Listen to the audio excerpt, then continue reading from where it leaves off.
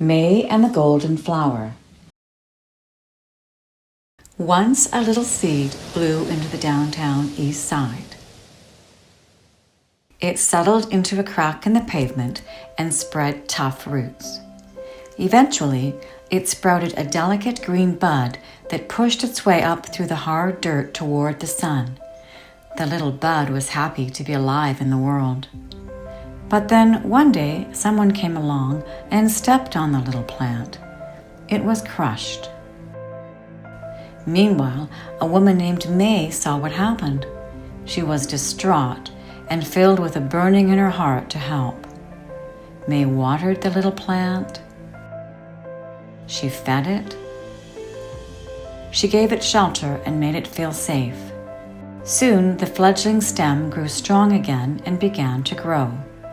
It grew, and it grew, until it almost touched the sun. Then something amazing happened. A beautiful golden flower appeared on the stem's slender neck. The flower was graceful, yet sturdy and strong. When the harsh, cold winds blew in from the north, the flower swayed and rocked dangerously, almost crashing back down to the earth again. Yet it managed to stay proudly upright. People in the city heard about the rare golden flower that had endured the cruel climate and wanted to see what all the fuss was about. When they saw the flower, they were not disappointed. They admired its resiliency and beauty. This was 1961, and the people rejoiced in the flower's power. May saw how the flower inspired others, and she dedicated it to her friends at the St. James Anglican Church. Together they formed the St. James Community Service Society. May continued to nurture the bright, beautiful flower. Several years later, when she saw it could thrive on its own, she decided to plant another seed next to it.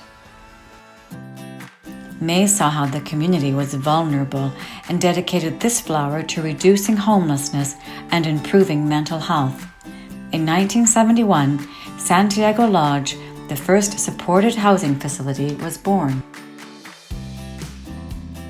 May gave this flower the same care and compassion she'd shown the first flower, and soon it also grew tall and strong, pliant and hardy.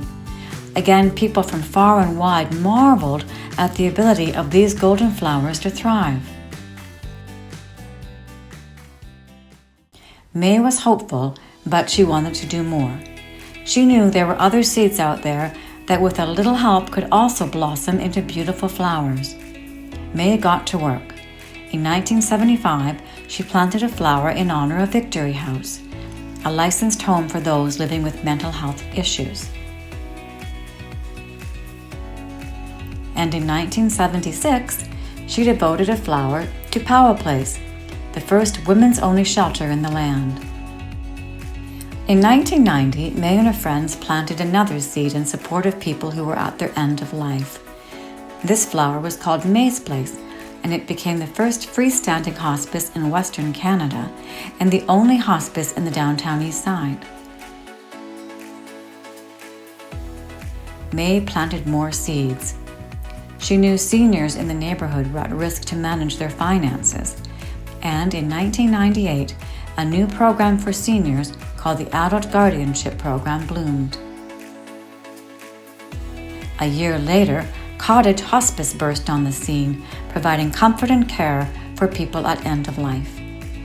Each time, May carefully nurtured the seeds until she had a whole garden of beautiful golden flowers. May was delighted with her garden and reveled at the new growth blooming out of the harsh, difficult soil. But by now, May was an old woman who could no longer look after the garden. However, thanks to May planting strong roots in the community, the garden continued to flourish, and in 2003, a shelter for women and children was born. Spring House became the only shelter in the city that accepts male children over age 12. In 2013, the Bloom Group Community Services Society took over the garden May had so lovingly tended. The Bloom Group brought new life to the garden, and in 2015 and 2016, new affordable housing projects popped up. The Bloom Group's garden grew to 2 shelters, 2 hospices, adult guardianship, and 7 housing projects, providing important social support services for the neighborhood. Today, the garden that May started in 1961 supports 3,000 people each year with housing, healthcare, and social services. From that first tiny seed, May's garden grew to empower a diversity of people, regardless of their circumstances and without condition. The garden provides a continuum of care where everyone is encouraged to live life to the fullest and everyone is supported to live with self-worth and dignity. The future for a sunny, healthier world.